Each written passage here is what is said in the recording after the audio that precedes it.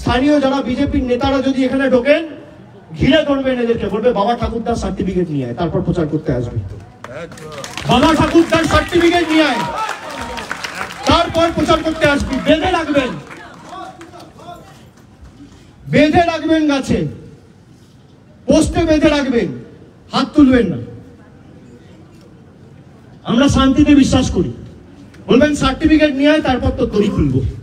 যা, তোর বাবার সার্টিফিকেট, বাবার বার্থ সার্টিফিকেট, তোর দাদুর বার্থ সার্টিফিকেট, তোর ঠাকুরদার বার্থ সার্টিফিকেট, আর তোর দিদিমার বার্থ সার্টিফিকেট। তোর অমিত শাহ, মোদী সরকার যে আমাদের থেকে সার্টিফিকেট চেয়েছে, আগে তোরা সেই সার্টিফিকেট মানুষকে দেখা, তারপর কাগজ চাইবি মানুষের থেকে।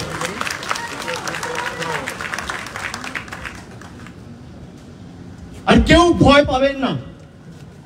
4 তারিখ থেকে এসআইআর এর ইনিউমারেশন ফর্ম ডিস্ট্রিবিউট হবে।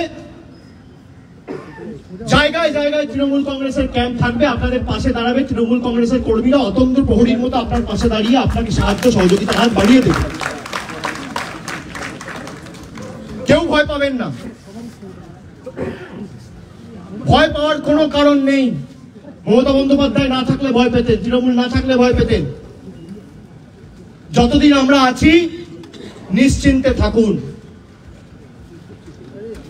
রবীন্দ্রনাথ ঠাকুরের বাংলা, বিদ্যাসাগরের বাংলা, বঙ্কিমচন্দ্রের বাংলায়, স্বামী বিবেকানন্দর বাংলা, রামকৃষ্ণ পরমহংসদেবের বাংলাকে যারা ব্যঙ্গ বিদ্রুপ করেছে, বাংলাদেশি বলে যাদের আখ্যায়িত করে আমাদের অপমান করেছে, আগামী দিন জবাব নেওয়ার জন্য আমাদের সকলকে এখন থেকে প্রস্তুত থাকতে হবে।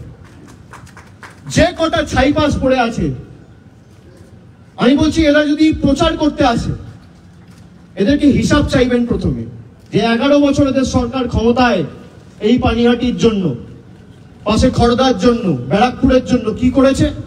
আর সেকেন্ড হচ্ছে বাপ ঠাকুরদার সার্টিফিকেট নিয়ে আসবি, তারপর ভোটের যে কোনো পত্র মানুষকে দিবি। যদি না দিতে পারে বেঁধে রাখবেন, আমি আছি।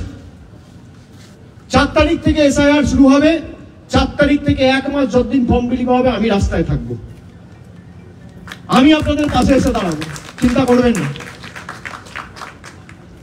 সুতরাং আমি সকলকে বলবো যে আপনারা একেবারে নিশ্চিন্তে থাকুন, ভয় পাবেন না। এলাকার প্রতিবেশী যারা আছেন, বন্ধু বান্ধব যারাই ভয়ে আতঙ্কে রয়েছে, তাদেরকে আপনারা বলুন ভয়ের কোনো কারণ নেই। 5 জনকে বাংলাদেশি হিসেবে বাংলাদেশে পাঠিয়ে দিয়েছিল।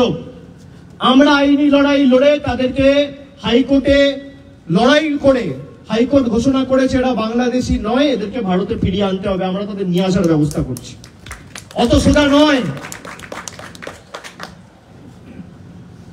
আজকে যারা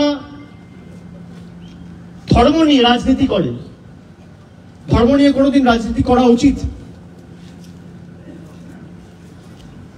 কর্মসংস্থান, শিক্ষা, রাস্তাঘাট, জল, পানীয় জল, পরিকাঠামোগত উন্নয়ন, school, college, medical college, ITI, একটা সরকারের কাজ কি? উন্নয়নের যে প্যারামিটার রয়েছে আপনি সেই নিয়ে তর্ক করুন না, তথ্য পরিসংখ্যানের মাধ্যমে আসুন। আমাদের সরকার 14 বছর ক্ষমতায়, আপনাদের সরকার কেন্দ্রে 11 বছর ক্ষমতায়। আমি তো বলেছি বিজেপি নেতাদের, সনাতনী, আরে সনাতন ধর্মের রক্ষাকর্তা শ্রীকৃষ্ণ হতে পারে, প্রভু রাম হতে পারে, মা দুর্গা হতে পারে। আরো ভালো ভালো খবর দেখতে সাবস্ক্রাইব করুন বাংলা হান্টের ইউটিউব চ্যানেল। বাংলা হান্টের আরো খবর দেখতে নজর রাখুন। বাংলা খবর মানেই বাংলা হান্ট।